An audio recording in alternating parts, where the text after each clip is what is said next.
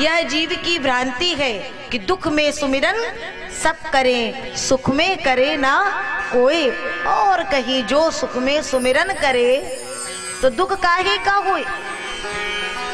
संदर्भ में बताता हूँ परीक्षित। आसीद गिरवरो राजंस त्रिकूट विश्रुता।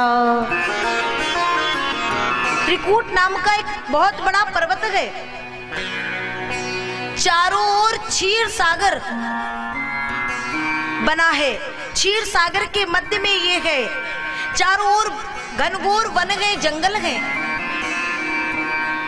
शांति के साथ ध्यान से सुनेंगे।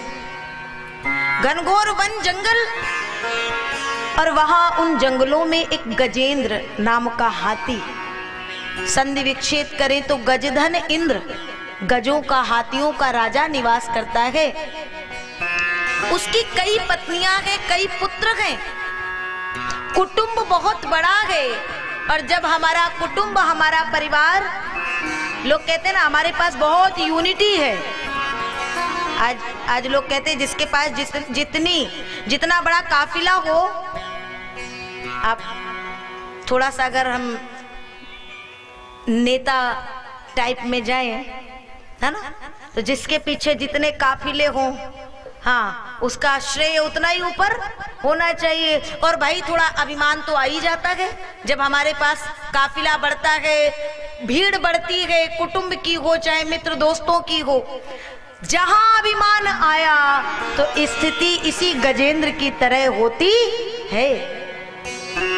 सरोवर में जल क्रीड़ा करने के लिए गया और जाकर के जैसे ही तट पर पुत्र विराजे हैं, पत्नियां विराजी हैं, परीक्षित इसने क्रीड़ा प्रारंभ की। और क्रीड़ा करते करते अंदर एक जीव ने, एक ग्राह ने इसके पांव को पकड़ा। इसके हृदय में आया, अरे मैं इतना बड़ा हाथी, कोई छोटा मोटा जीव होगा, मेरा क्या बिगाड़ लेगा। और एक बात बताएं, अगर कहीं वो ग्राह जल के बाहर होता तो गजेंद्र उसे हरा भी देता, लेकिन है कहां, जल के भीतर।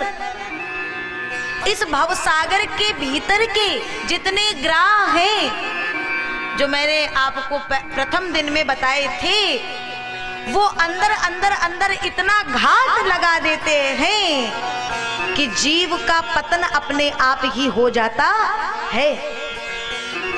लेकिन इसने क्रीड़ा प्रारंभ करी, जारी रखी, और ग्राह अंदर अंदर पांव को खींच रहा है। और खींचते खींचते जब रक्त की, रुधिर की धार बही, और तब गजेंद्र को होश आया।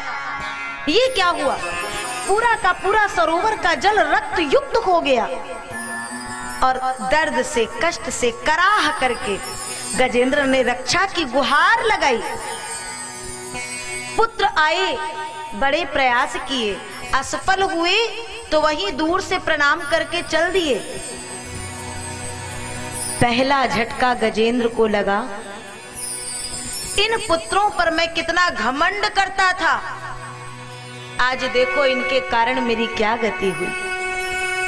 पत्नियों से बोला, मुझे इन पर बड़ा घमंड था, ये तो चले गए, जरा तुम ही मुझे इनसे बचाओ ना, मुझे यहां से निकालो। अपनी पत्नियों से रक्षा की गुहार लगा रहे। पत्नियां आई, लेकिन जब वे भी असफल हो गईं। आज ध्यान से देखिएगा कि ये गजेंद्र एक हाथी भर नहीं है, ये गजेंद्र हम आप सब हैं। हम जितने भी हैं, हम आप सब हैं, लेकिन हम कितने भी समर्थवान क्यों ना हो जाए, लेकिन वो परमात्मा जिसे चाहते हैं बना डालते हैं, जिसे चाहते हैं मिटा डालते हैं। खिलाड़ी बने हैं खिलौने बना कर, जिसे जीने चाहा खिला डालते हैं, जिसे जीने चाहा खिला डालते हैं। ये परमात्मा की वो कृपा है। और तब जब कोई संग नहीं आया तो गजेंद्र ने अपनी सूंड को उठाया, रक्षा की गुहार देवों से लगाई। देवता कहते हमारा तो नाम लिया नहीं, हम काहे को जाए, हमारा तो नाम लिया नहीं, हम काहे को जाए। नाम पद प्रतिष्ठा की आवश्यकता सबको है, लेकिन मेरे गोविंद को केवल और केवल एक भाव की आवश्यकता है। जब किसी ने नहीं सुना तो गोविंद को पुकारा गजेंद्र ने सूंड को उठा करके। नमः शांताय घोराय मूढ़ाय गुण धर्मिणे। परमात्मा को बुलाया। एवं व्यवसितो बुद्धया समाधाय मनोहृदि जजाप परमं जाप्यम प्राग जन्मन्यु शिक्षितम। और जहां सुंदर वो जाप करके भगवान को पुकारा, थोड़ी देर लग रही है प्रभु को आने में। तो आज गजेंद्र कहता है प्रभु क्या आज मेरी ये विनती आप स्वीकार नहीं करेंगे, क्या मेरे बुलाने पर आएंगे नहीं। प्रभु शीघ्र आओ ना, ये गजेंद्र कहीं मेरे प्राणों का, ये ग्राह कहीं मेरे प्राणों का हरण ना कर दे।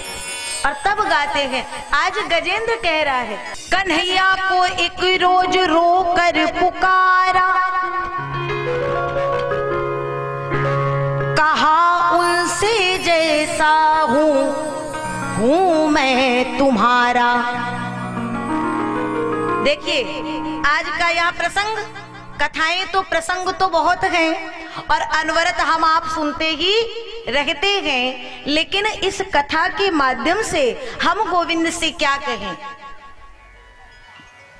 न जाने यह कथा इस देह को पुनः मिले, मुझे नहीं पता। हमारी जो कहते हैं ना एक प्लानिंग, हमारे जीवन की प्लानिंग बड़ी लंबी रहती है, लेकिन जीवन कितना लंबा है इसका कोई ठिकाना नहीं है। इसलिए आज ही कह लो क्या, कन्हैया को एक रोज रोकर पुकारा, कहा उनसे जैसा भी हूं मैं तुम्हारा। वो बोले कि साधन, वो बोले कि साधन किए तुमने क्या है, तो मैं बोला किसे तुमने साधन से तारा। वो बोले कि दुनिया में आकर ना किया कुछ, वो बोले कि दुनिया में आकर तूने ना किया कुछ, तो मैं बोला तो ठीक है अब भेजना मत दोबारा। एक भगवान का हठी भक्त, देखिए सुनिएगा कितने सुंदर शब्द कहते हैं और यही कुछ प्रेम तो है। वो बोले कि दुनिया में आकर ना किया कुछ, तो मैं बोला तो अब भेजना मत दोबारा। वो बोले परेशान हूं तेरी बहस से, वो बोले परेशान हूं तेरी बहस से। तो भक्त कहता है अच्छा परेशान हो तो कह दो ना कि तू जीता मैं हारा। अगर हो परेशान तो कह दो कि तू जीता मैं हारा। वो बोले कि जरिया तेरा क्या है मुझ तक, वो बोले कि जरिया तेरा क्या है मुझ तक। तो भक्त कहता है मैं बोला कि बस द्रग बिंदु का एक सहारा। ये जो नेत्रों से आपके प्रेम में, भाव में, भक्ति में डूब के जो अश्रुपात होते हैं, बस यही जरिया है आप तक पहुंचने का। मैं बोला बस द्रग बिंदु का सहारा। भगवान चल दिए, गरुड़ को आदेश दिए, गरुड़ चला। गरुड़ को आने में समय लगा और मन में मद हो गया, ये गोविंद सबको चलाते हैं, इनको मैं चलाता हूं। भगवान ने सुदर्शन छोड़ दिया और गरुड़ को छोड़ करके, और भगवान ऐसे ही भाग गए, पहुंच गए। अब देखिए जरा, भगवान का सुदर्शन चला, ग्राह का उद्धार हो गया। और भगवान जब पहुंचे तो गजेंद्र के नेत्रों से झरझर आंसुओं की धार। हे गोविंद राख शरण, अब तो जीवन हारे। हे गोविंद राख शरण, अब तो जीवन हारे। ए गोविंद, आज वो गोविंद सामने तो नेत्रों से झरझर आंसुओं की धार बह चली। घर में कोई छोटा सा एक विधायक भी आ जाता है तो उसके बैठने के लिए, उसकी व्यवस्था के लिए, नाश्ते पानी इत्यादि के लिए तमाम प्रकार की व्यवस्थाएं करते हैं। अरे किसी एक प्रांत की सरकार का और किसी एक स्टेट का छोटी सी जगह का एक विधायक अगर आ जाए तो हम कितनी व्यवस्थाएं करते हैं। और घर में कहीं यदि राष्ट्रपति कभी आ जाए, साधारणतया मनुष्य तो बावला ही हो जाएगा। हाँ, क्या करे क्या करे क्या करे। और समस्त ब्रह्मांड, एक ब्रह्मांड नहीं, समस्त ब्रह्मांडों का अधिपति, समस्त ब्रह्मांडों का पति जब गजेंद्र के समक्ष आ गया तो सोचिए जरा गजेंद्र की क्या स्थिति हुई होगी। झरझर आंखों से आंसुओं की धार बह रही है। क्या दूं, कुछ दिख नहीं रहा है। गजेंद्र ने अपनी सूंड को उठा करके भगवान का स्वागत किया। सरोवर में देखा, आसपास कहां जाऊं, कुछ नहीं दिखा। अचानक से दृष्टि पड़ी, एक कमल का फूल अपनी सूंड से उठा करके और भगवान के श्री चरणों में रखा। भाव से एक पुष्प भी दे तो मुझे स्वीकार है। आज भगवान ने उस पुष्प को लेकर के और गजेंद्र को आशीष दिया। ये भगवान की करुणा है प्यारे, ये भगवान की कृपा है।